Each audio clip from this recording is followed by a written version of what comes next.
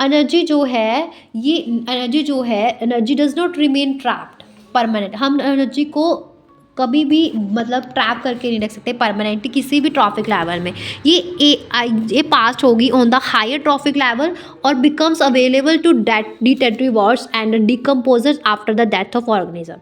जितने भी animals depend करते हैं प्लांट्स के ऊपर डायरेक्टली और indirectly for food needs, normally आमतौर पे हेर्बीवोर्स जो फीड करते हैं प्रोड्यूसर्स के ऊपर पार्ट ऑफ फूड एनर्जी जो है वेस्ट होती है इन डाइजेशन एंड सिमुलेशन, और कुछ सिमुलेटेड फूड जो ब्रोकन डाउन होते हैं रिलीज करते हैं energy for performing body activities. एक छोटा सा पोर्शन जो है become the part of body of the herbivore जो है वो खाए जाते हैं by primary carnivores, the latter by secondary carnivores and so on, ऐसे चलता रहता है। Therefore at every step a lot of energy is wasted and a large portion is lost as a heat. उसके बाद एक साइंटिस्ट आए लिंडेमन नाम के, उन्होंने क्या बोला कि 10% उन्होंने प्रपोज किया 10% लॉ इन 1942। उनके अकॉर्डिंग क्या था कि which only 10% of the energy available at one trophic level, जो 10% एनर्जी जो अवेलेबल होती है फर्स्ट ट्रॉफिक लेवल पे वो पास होती है नेक्स्ट ट्रॉफिक लेवल पे। दिस इम्प्लाइज दैट कि for supporting a higher trophic level organism a large amount of biomass is required at the producer level. इसका मतलब ये है कि शॉर्टर द फूड चेन, अगर मतलब छोटी होगी फूड चेन तो ज़्यादा जो है ज़्यादा बायोमास होगा, greater will be the biomass. जितना छोटा फूड चेन उतना ज़्यादा biomass that can be supported with the given basic source of potential food energy. तो फूड चेन जो है with the fewer number of links will prove to be the most efficient.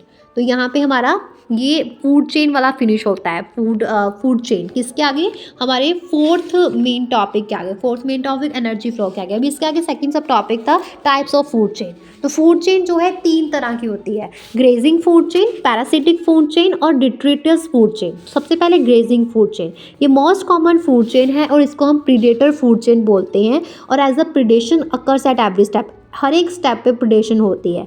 और ये food chain जो है इसमें producers, consumers और decomposers आ जाते हैं, जिसमें ग्रास, गोट और मैन। जैसे ग्रास को गोट ने खाया, गोट को खा लेता मैन, है ना ऐसे। पैरासिटिक फूड चेन में क्या होता है कि also called parasitic food chain को हम ऑक्सिलरी फूड चेन भी बोलते हैं। ये होस्ट से शुरू होती है और एंड होती है पैरासाइट पे। ऑक्सिलरी फूड चेन जो है ऑपरेटेड की जाती है थ्रू द पैरासाइट्स और सिक्वेंचर्स। देन नेक्स्ट आ जाता है डिट्रिटस फूड चेन। तो डिट्रिटस फूड चेन जो है डिट्रिटस से शुरू होती है और डेड ऑर्गेनिक मैटर डिट्रिटस से शुरू होती है और डिट्रीवोरस और डिकम्पोजर जो है फीड करते हैं डिट्रिटस फूड चेन में, और इनको हम सेप्रोट्रॉप्स बोलते हैं। फूड एनर्जी जो प्रेजेंट होती है डिट्रिटस में वो पासिस इनटू दैम।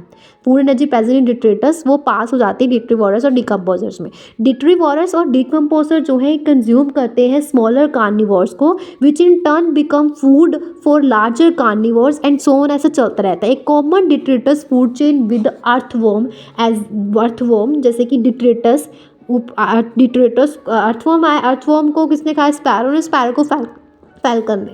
ऐसा भी हो सकता है कि अर्थवॉर्म को फ्रॉग खाया, फ्रॉग को स्नेक को पिकॉक, ऐसा भी हो सकता है। ओके, अभी मैं थर्ड सब टॉपिक की बात करूँगी जो है फूड वेब। एक नेटवर्क होता है फूड चेन्स का जो इंटरकनेक्टेड होता है वेरियस ट्रॉफिक लेवल से, so as to form a number of feeding connection amongst different organism of a biotic community. For example जैसे ग्रेसिंग फूड चेन है ग्रासलैंड की। In the absence of rabbit के absent में क्या होगा कि grass जो है जहाँ तो वो माउस के द्वारा ग्रास जो है वो खाया जा सकता है माउस के द्वारा, तो माउस इन टर्न किसके द्वारा खाया जाएगा, डायरेक्टली बाय हाक और स्नेक, और first which is then eaten by hawk. Okay, तो thus in the nature there are occur alternatives which all together constitute some sort of interlocking pattern जिसको हम फूड वेब बोलते हैं। अगर कोई एक एब्सेंस है तो उसके एब्सेंस पे दूसरा उसको खा सकता है, इसको ही हम फूड वेब बोलते हैं। thus फूड वेब जो है बहुत इंपॉर्टेंट रोल प्ले करता है मेंटेन करने में इकोसिस्टम की स्टेबिलिटी को नेचर में। ओके, तो ये सारा हमारा फोर्थ मेन टॉपिक था एनर्जी फ्लो। ओके, यहाँ पे फिनिश होता है।